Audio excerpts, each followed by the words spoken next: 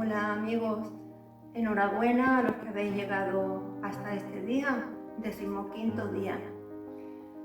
Te digo a ti que me comentaste, no entiendo nada de lo que estás diciendo o algo, y te he visto desde el primer vídeo, pero hay algo que me impulsa a seguir y a seguir.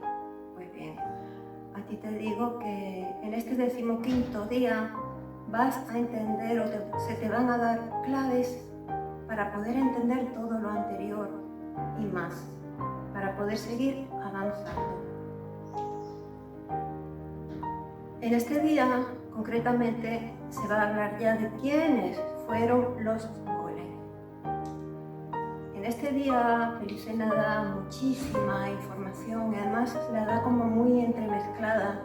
Por eso he decidido compartimentar este día en varias partes, que son las que tengo aquí atrás en la pizarra.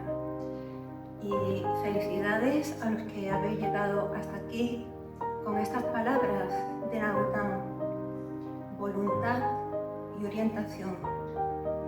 Orientación para llegar a un fin y voluntad, que es la constancia para esforzarse para llegar a ese fin. Os digo que leer este libro es como pintar un cuadro. Se han ido dando pinceladas aquí, allá y allá, dispersas y sueltas, pero llega un momento en que esas pinceladas se van definiendo y se van entrelazando y uniendo hasta formar el cuadro completo. Aún no lo tenemos completo, pero ya tenemos una parte entrelazada, una parte del puzzle formada. Así que, bueno, no me enrollo más y vamos a ver la estructura de este día, donde vamos a hablar de los golems, y es muy importante y muy interesante. Mirad, me vuelvo hacia la pizarra. El índice. Primer apartado, el origen de los golems. ¿Dónde está la respuesta? En las tribus de Israel. Segundo apartado, ¿cómo adquirieron los golems su siniestro poder? La respuesta, en las tablas de la ley, concretamente en la cábala acústica, llamada Kojma. En un tercer apartado, Melisena nos hace un repaso desde los siglos I a.C. al IV después de Cristo, donde los golems pues perdieron algo de poder en Europa. En un cuarto apartado vamos a ver los planes que tenía la Fraternidad Blanca para la humanidad. En un quinto apartado veremos la misión de los golems en Occidente para este siglo, el VI. Este siglo es importante en este día, se va a hablar bastante de él. Bueno, porque aquí se instituyó la institución monacal, los monasterios. Sexto apartado, aquí Melisena habla de ya los de Tarsis, cómo les afectó a ellos toda esta situación, y parte pues del siglo VI. Aquí abajo he puesto Regula Magistri Sapientiae. Esto pertenece a la Fraternidad Blanca, que son los atlantes morenos. No confundamos esto. Bueno, esto es de los morenos, del pacto cultural. Y la Regula Monacorum, esto es de San Benito de Nurcia, mucho después, pero fue una fiel reproducción de lo anterior. He puesto esto aquí, aunque no viene al caso, pero os digo sinceramente que me faltó espacio en el glosario y he tenido que meterlo aquí. ¿Qué decir de esto? Bueno, Regula Magister, esto lo que significa es regla de la sabiduría maestra. Regla de la sabiduría maestra. Y esto lo que significa es regla de los monasterios. Bueno, todo esto sí, por supuesto que pertenece al pacto cultural, a los atlantes morenos. Bien, dejamos aquí el índice. y vamos ya a pasar a ver el glosario sin dilación.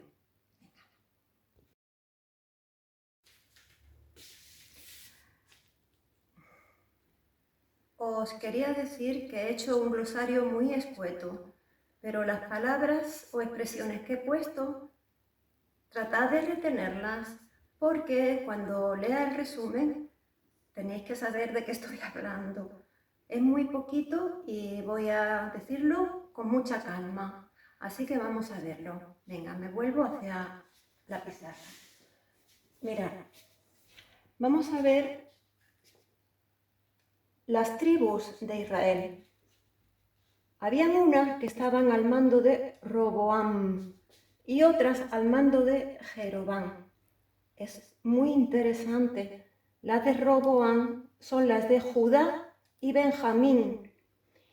Y luego estas tribus de Jeroboam se dice que son las tribus perdidas, que no se perdieron. Y luego lo vamos a ver. Venimos aquí. Las tablas de la ley. Hay dos tablas.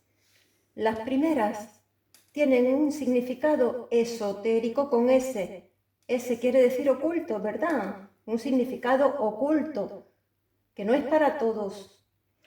Estas primeras tablas contienen una cábala acústica que se llama Kohman. Aquí está la clave de todo. Quedaros con esto. La cábala acústica o Kohman tiene un significado esotérico. Y la cábala numérica, menos importante. También, estas primeras tablas contienen las 22 voces del Creador, más los 10 aspectos, llamados séfiros, que son las formas de manifestarse ese Creador. Cábala acústica o Kohman. Esto es muy importante. ¿Y por qué? Porque a esto aspiran los golem, a obtener esto. Bueno, nada más que digo eso de aquí.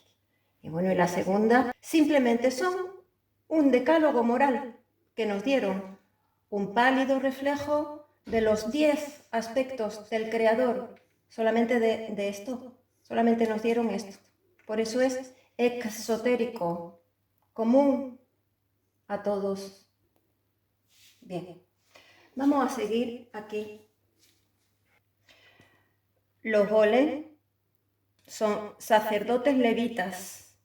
¿Y quiénes son los levitas? Es un pueblo de Sidón.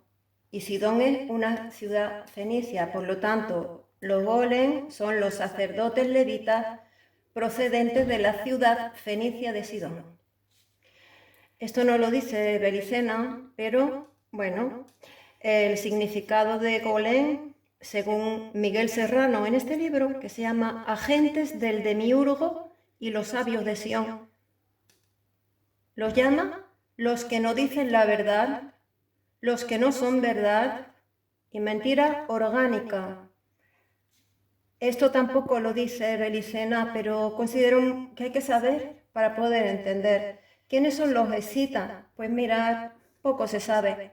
Es un pueblo nómada y aguerrido que para los romanos decían, escita es un vasto territorio del norte del mundo conocido desde tiempos antiguos. O sea que es un término vago, ambiguo, oscuro y no se sabe la procedencia de los escitas. En cuanto a los celtas y los galos, mirad que podemos considerarlos como sinónimos. Para los romanos, de hecho, si nos vamos al diccionario de latín, dice que keltoi o celta son los habitantes de las Galias, ¿veis? O sea que en un principio consideraremos celtas y galos como sinónimos. Y esto sí ya es de Belicena. Monacato, la institución de los monjes. Monjes benedictinos. Los monjes benedictinos son golem. Son los golem infiltrados en la Iglesia católica. Y bien, terminamos aquí el glosario y pasamos ya directamente a ver el resumen de este día.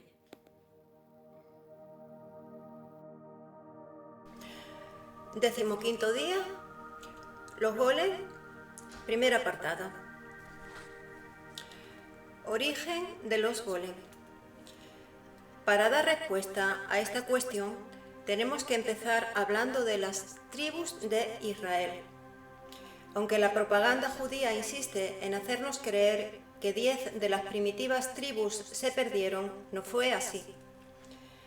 Al morir el rey Salomón hacia el siglo X a.C., su reino, Israel, quedó dividido en dos partes. Por un lado, las tribus que quedaron bajo el mando de su hijo Roboam, que son las tribus de Judá y Benjamín. Estas tribus ocuparon el sur de Palestina y formaron el reino de Judá. De estas dos tribus descienden en mayor o menor medida los judíos actuales, de las tribus de Roboam, tribus de Judá y Benjamín. Hablamos de las otras 10 tribus que se consideran perdidas. Dice, las otras 10 tribus quedaron bajo la autoridad de Jeroboam y ocuparon el resto de Palestina. Posteriormente fueron transportadas a Asiria y sometidas a la esclavitud. Pero algunos de los hebreos de estas 10 tribus emigraron a otros lugares. Y lo interesante es que iban guiados por una poderosa casta de sacerdotes levitas, y este es el origen de los golem, los levitas, que eran los habitantes de la ciudad fenicia de Sidón, donde son llamados Gauls, Gaules, Gaulens, Golem. Algunos fueron a América antes de la llegada de Colón, otros fueron a Afganistán y de hecho gran parte de la población afgana desciende del pueblo elegido. Otros se dirigieron hacia los Cárpatos y orillas del Mar Negro. Otros se establecieron en Frigia como oficiantes del culto a Cibeles, Adonis y Atis. Y otros se asentaron en Cartago, que ya hemos visto anteriormente, donde oficiaron el culto a Baal Moloch. Y otros migraron hasta las estepas de Rusia. Allí chocaron con un pueblo escita con el que se mezclaron, pero sin perder su identidad de pueblo elegido. Luego avanzaron hacia Europa Central, donde fueron los celtas, conocidos como galos. Pues ya tenemos respondida la cuestión de los golem. Son los sacerdotes levitas de Sidón. Segundo apartado. ¿Cómo los golem adquirieron su siniestro poder? Y para responder a esta cuestión tenemos que hablar de las tablas de la ley. Las primeras tablas las recibió Moisés de Yahvé cuando concretaron su alianza. Contienen las primeras tablas las 22 voces que el Dios creador utilizó para crear el mundo, más las 10 formas con las que se manifiesta, llamadas Sefirot. Los Sefirot son los arquetipos creados del Dios. Bueno, pues resumiendo, las primeras tablas lo que contienen son las 22 voces más los 10 Sefirot, que tienen un conocimiento esotérico con S, oculto, que son los 32 misteriosos caminos del Uno, o el conocimiento de la serpiente o de la constitución del universo. Estas primeras tablas se guardaron en el Arca de la Alianza, la cual hace unos 1000 años el rey Salomón la hizo enterrar en una cripta profunda, el Arca, donde permaneció hasta la Edad Media. Estas primeras tablas se denominan cábala acústica y numeral. Y no confundamos la cábala acústica judía con la cábala atlante blanca referida a las runas de Nabuta. De la cábala acústica, Moisés hizo una interpretación cifrada en el Pentateuco o Torá. En ella en la cábala acústica está el origen del siniestro poder de los golem, que contiene la más alta sabiduría de la cábala, llamada Kok Mag o sabiduría divina, con la cual se puede tener un contacto directo con la fuente.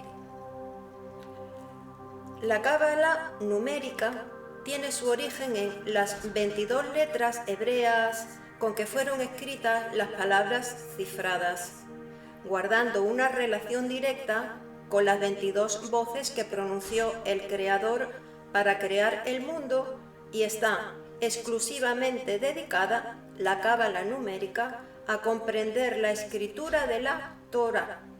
Con palabras más sencillas, la cábala numérica son las 22 letras del alfabeto hebreo que representan las 22 voces de Dios para crear el mundo, correspondiéndose dichas letras también con números. Bueno, hasta ahí las primeras tablas, pasamos a las segundas. Las segundas tablas siempre fueron exotéricas, accesibles a todos, y no son más que un decálogo moral, un pálido reflejo de los 10 arquetipos supremos o Sefirot. Los sacerdotes levitas o golem no se conformaban con la sabiduría de la Torá escrita, querían un contacto directo con la fuente acústica, la ciencia de los atlantes morenos, para acceder a la Kogmah o sabiduría divina. Y tal era la insistencia de los golem que convencieron a los demonios de la Fraternidad Blanca de que ellos, los golem, eran invalorables colaboradores del pacto cultural. Y así fue como les permitieron avanzar cada vez más a los golem en el conocimiento de la cábala acústica, pero a cambio de una misión: que los sacerdotes levitas se convirtieran en ejecutores del pacto cultural de la siguiente manera. Trabajarían para neutralizar las construcciones megalíticas de los atlantes blancos. Tratarían de recuperar las piedras de Venus. Combatirían a muerte a los del pacto de sangre y colaborarían en el plan de instaurar en toda Europa la sinarquía del pueblo elegido. Y pasamos ya al tercer apartado. Cómo entre los siglos del 1 a.C. al 5 después de Cristo, los golem perdieron poder en Europa. En el año 59 a.C., Julio César consiguió someter a los galos golem al control de Roma. Posteriormente, durante los años del 27 al 14 a.C., Augusto, que era hijo adoptivo de Julio César, porque no tenía sucesor Julio César, entonces adoptó a Augusto. Julio César era el tío abuelo del emperador Augusto. Bueno, pues estaba diciendo que Augusto dividió la Galia transalpina en 4 provincias, que son la narbonense, la aquitania, la céltica, llamada también lionesa, y Bélgica. Los golem perdieron poder en estos territorios y empezaron a retirarse, primero a Britania, pero su objetivo era Hibernia, actual Irlanda. Y os digo que en el día siguiente vamos a hablar de esto. Pasamos al siglo IV de nuestra era. Aunque durante este tiempo los galos habían humillado a Roma y destruido el templo de Apolo en Delfos, no eran muchos los golem que se movían libremente por Europa. Siglo V después de Cristo. Los celtas y los golem están recorriendo Europa hacia el oeste. En cuanto a España, recordemos que en este siglo llegaron a España los suevos, vándalos y alanos, que fueron derrotados por los visigodos también en este mismo siglo V. Los de Tarsis pensaron ingenuamente que los golem habían desaparecido para siempre, pero se equivocaron. En poco tiempo, los golem protagonizarían su regreso más espectacular. Ahora poseían la sabiduría divina de Yahvé, la Kogmah, que les habían transmitido los demonios de la Fraternidad Blanca, a cambio de que colaborasen en instaurar en Europa la sinarquía del pueblo elegido. Pasamos ya a otro apartado. El cuarto. Los planes de la Fraternidad Blanca para la humanidad. La misión reservada por la Fraternidad Blanca a los golem en este momento consistía en unificar los cultos. Recordemos que los golem eran sacerdotes levitas. La misión la realizarían como monjes misioneros de la Iglesia Católica y luego serían considerados como constructores sabios de la Iglesia Católica. Y dice Belicena, ahora, título absurdo que produciría risas irónicas a los hombres de piedra. Trataban de unificar el cristianismo con la casa de Israel y preparar a toda la humanidad para el gobierno mundial. Una vez la sociedad estuviese preparada, el Mesías de ellos elevaría al pueblo elegido al trono del mundo. Y también se requería formar un poder financiero que prestase su apoyo a ese gobierno mundial. Como el culto oficial en las sociedades europeas era el cristianismo, había que centrar toda la casta sacerdotal en torno a un culto, utilizando ¿qué? La prédica misionera.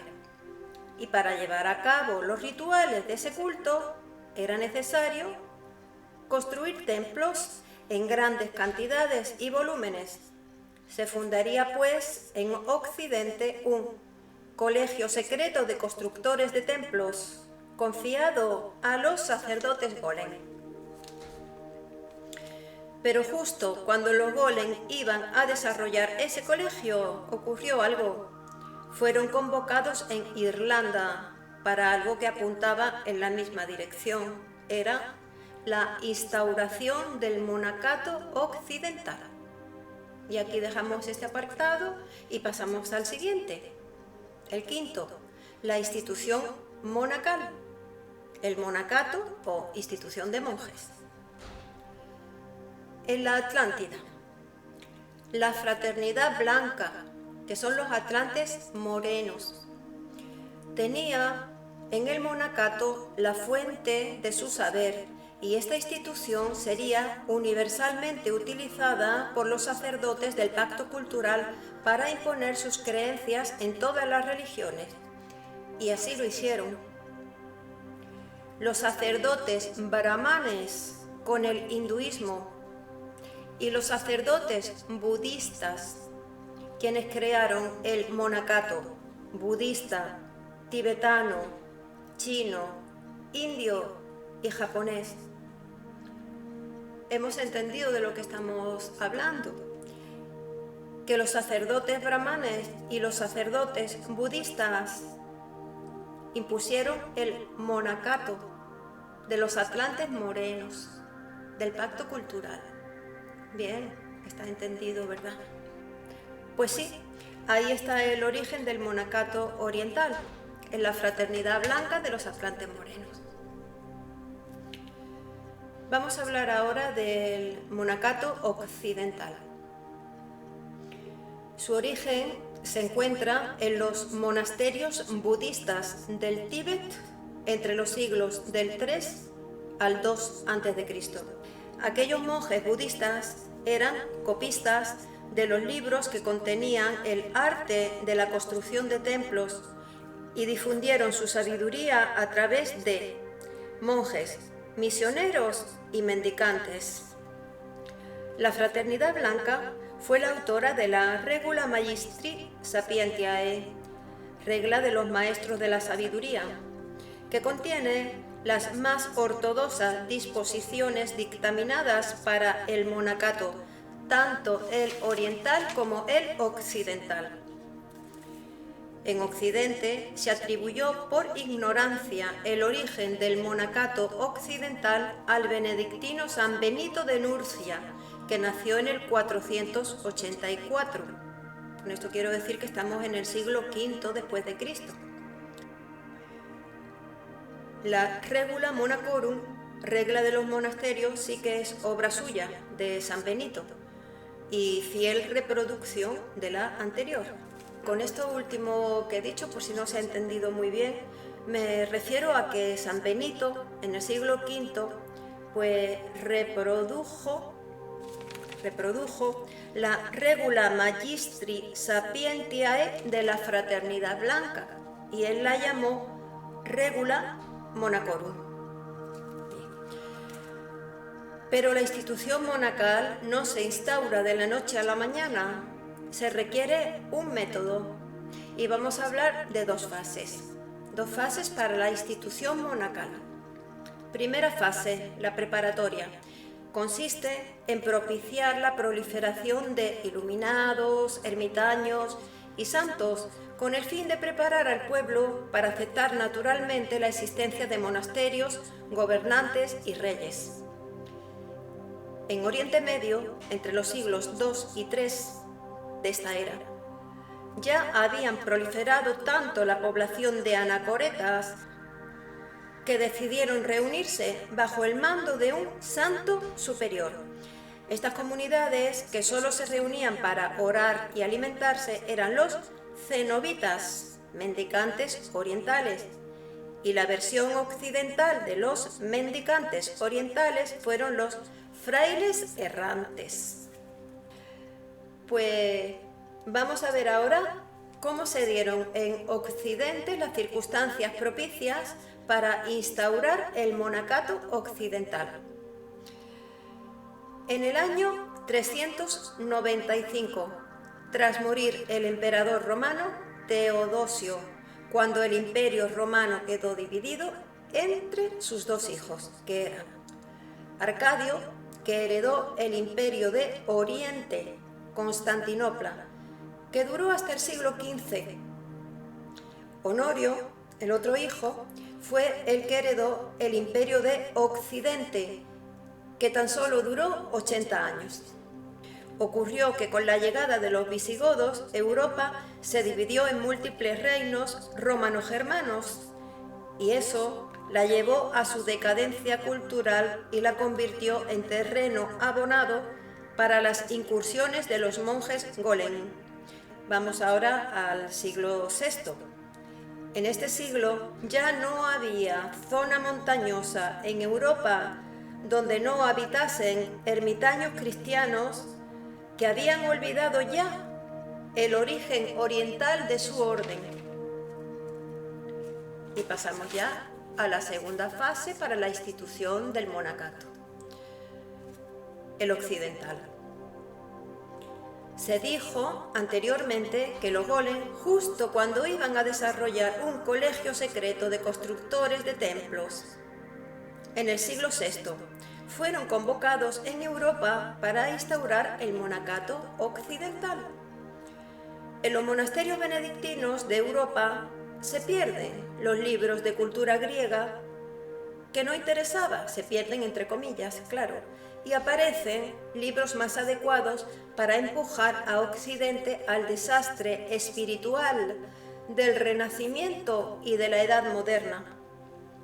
A partir de la cultura benedictina, nada se dirá en Occidente sobre el origen atlante de las civilizaciones europeas, nada que pudiera relacionar la institución monacal occidental con otras culturas.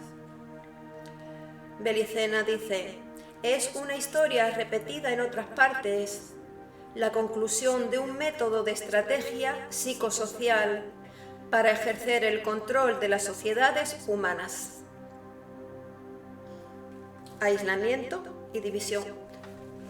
Divide y vencerás. Pasamos ya al último apartado, el sexto. Pues, ¿qué había sido de los de Tarsis a partir del siglo VI? El año 590 fue un año nefasto en la península ibérica. En este año, Recaredo, el rey visigodo, se había declarado cristiano católico, y este hecho fue el detonante de que los Golem se precipitaran en España. Los de Tarsis pensaban ingenuamente que mientras los visigodos permaneciesen en la península, pues los goles permanecerían paganos y no les causaría problema. Pero no fue así, no fue así.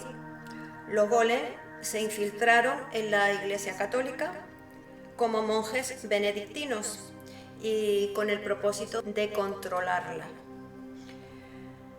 Los de Tarsis consiguieron que la orden benedictina no se expandiera por el sur de España, pero los Golem se afirmaron en el norte, regiones célticas, norte de España, en los monasterios de Dumio, que está en Lusitania, en Bierzo y en la cordillera denominada Picos de Europa. Y desde estos enclaves, los Golem emprenderían infinidad de incursiones en la Bética para destruir Tarsis y robar la espada sabia. Desde el siglo VIII se libró toda una guerra secreta entre los monjes Golem benedictinos y los señores de Tarsis. Los de Tarsis hacían asesinar sin piedad a cada golem que se aproximaba a su territorio, pero por cada golem que desaparecía, otros dos lo reemplazaban. Al final, los golem benedictinos solicitarían el auxilio de Vera y Birsa.